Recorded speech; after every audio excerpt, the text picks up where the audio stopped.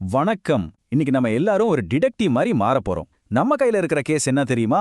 அது ஒரு geometry theorem. பார்க்க சாதாரணமா இருக்கிற ஒரு முக்கோணத்துக்குள்ள ஒரு பெரிய ரகசியம் ஒளிஞ்சிருக்கு. வாங்க, அதை நம்ம ஒண்ணா சேர்ந்து கண்டுபிடிக்கலாம். இப்போ இந்த முக்கோணத்தை பாருங்க. அதுல ஏடின்னு ஒரு கோடு தெரியுதா? அது சும்மா ஒரு கோடு இல்ல. அதுதான் நம்மளோட முக்கியமான க்ளூ. இதுக்குள்ள ஒரு பெரிய மேத்தமேட்டிக்கல் ரூலே ஒளிஞ்சிருக்கு. அப்போ அந்த கோட்டுக்குள்ள இருக்கிற அந்த சீக்ரெட் என்ன? வாங்க நம்ம விசாரணைய ஆரம்பிக்கலாம். சரி, நம்ம இன்வெஸ்டிகேஷனோட முதல் கட்டத்துக்கு போலாம். அதாவது, நாம என்னதான் ப்ரூவ் பண்ணணும், நம்மளோட இலக்கு என்னன்னு முதல்ல தெளிவா பாத்திரலாம். இதுதாங்க நம்ம கேஸோட முக்கியமான பாயிண்ட். Angle bisector theorem. இத படிக்கும்போது ஏதோ லா புக்ல இருக்கிற ஒரு ரூல் மாதிரி இருக்குல்ல? கொஞ்சம் குழப்பமா இருக்கா? இருங்க, இத சிம்பிளா சொல்றேன். அந்த பெரிய டெஃபினிஷனை சுருக்கமா சொன்னா விஷயம் இவ்ளோதான். முக்கோணத்தோட ரெண்டு பக்கங்களோட ரேஷியோவும் அந்த ஆங்கிள் பைசெக்டர் உருவாக்குற சின்ன கோடுகளோட ரேஷியோவும் ஒண்ணுதான். இதுதான் நம்ம கண்டுபிடிக்க வேண்டிய அந்த ரகசியம். ஓகே, இப்ப நம்ம கேஸ் சால்வ் பண்றதுக்கு நம்ம கிட்ட என்னென்ன ஆதாரங்கள்லாம் இருக்குன்னு ஒன்னொன்னா பார்க்கலாம். நம்மகிட்ட என்ன கொடுத்திருக்காங்க? ஒரு முக்கோணம் ட்ரையாங்கிள் ஏபிசி. பின்ன ஏடின்ற கோடு கோணம் ஏவ சரிபாதியா பிரிக்குதுன்னு சொல்லிட்டாங்க. இத வச்சு நாம என்ன நிரூபிக்கணும்னா AB by AC equal to BD by CD. இதுதான் நம்ம டார்கெட். இந்த கேஸ முடிக்கணும்னா நமக்கு ஒரு பிரேக் த்ரூ தேவை. ஆமா, எல்லாத்தையும் மாத்தி போடக்கூடிய ஒரு புது ஆதாரம். ஆனா இங்கதான் ஒரு சிக்கல். இந்த பக்க நீளங்களையும் அந்த சின்ன கோடுகளையும் எப்படி ஒன்னா கொண்டு வர்றது? ரெண்டுக்கும் சம்பந்தமே இல்லாத மாதிரி தெரியுதே. அப்போ இன்னும் கொஞ்சம் தகவல் நமக்கு தேவைப்படுது இல்லையா? இங்க தான் நம்மளோட ஸ்மார்ட்டான மூவ் வருது. நாமளே ஒரு சின்ன கன்ஸ்ட்ரக்ஷன் பண்ண போறோம். முதல்ல ஏடி கோட்டை இன்னும் கொஞ்சம் நீட்டிக்கலாம்.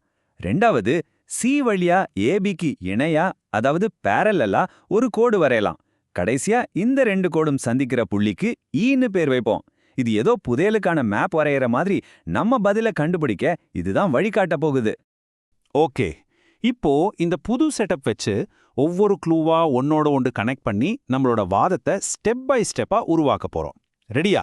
நம்ம ஸ்டேட்மெண்ட் என்னன்னா, ஆங்கிள் ஏஇசியும் ஆங்கிள் பிஏஇயும் சமம். அதாவது ரெண்டுமே ஆங்கிள் ஒன்னு தான். நம்ம வரைஞ்ச அந்த புது கோடுகள்னால நமக்கு ஒரு முக்கியமான ஆங்கிள் ரிலேஷன்ஷிப் கிடைச்சிருக்கு. இதுதான் நம்ம லாஜிக்கல் செயினோட லிங்க். படத்தை நல்லா பாருங்க. ஏபியும் சிஇயும் parallel கோடுகள் இல்லையா? அப்போ அந்த Z ஷேப்ல உருவாகிற கோணங்கள், அதாவது ஆல்டர்னேட் இன்டீரியர் ஆங்கிள்ஸ் கண்டிப்பா சமமா தான் இருக்கணும். இதுதான் நம்ம முதல் உறுதியான ஆதாரம்.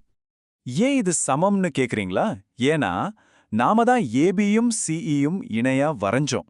அதனால குறுக்கு வெட்டி ஏஇ உருவாக்குற இந்த ஒன்றுவிட்ட உட்கோணங்கள் சமம். இது ஜியாமெட்ரியோட அடிப்படை விதி. இப்ப நம்ம லாஜிக் செயினோட முதல் கண்ணியை கரெக்டா மாட்டிட்டோம். சரி, அடுத்த ஸ்டேட்மெண்ட். முக்கோணம் ஏசிஇ ஒரு ஐசோசெலஸ் ட்ரையாங்கிள், அதாவது ஒரு இருசம பக்க முக்கோணம். அதனால ஏசி பக்கமும் சிஇ பக்கமும் சமம். ஆமாங்க, நம்ம படத்துக்குள்ளேயே இப்படி ஒரு விஷயம் ஒளிஞ்சிருக்கு. இந்த ஏசி முக்கோணத்தை நல்லா பாருங்க.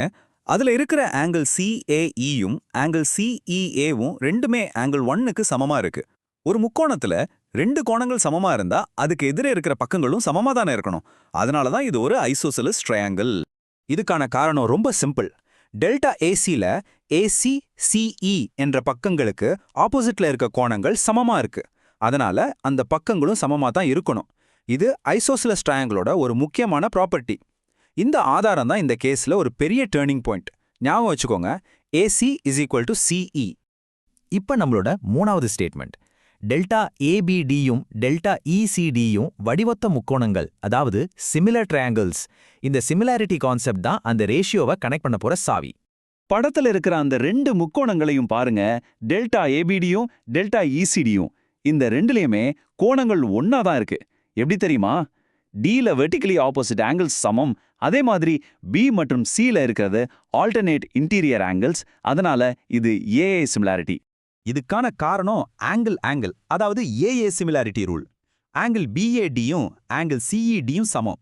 அதே போல ஆங்கிள் ஏடிபியும் ஆங்கிள் இடிசியும் சமம்.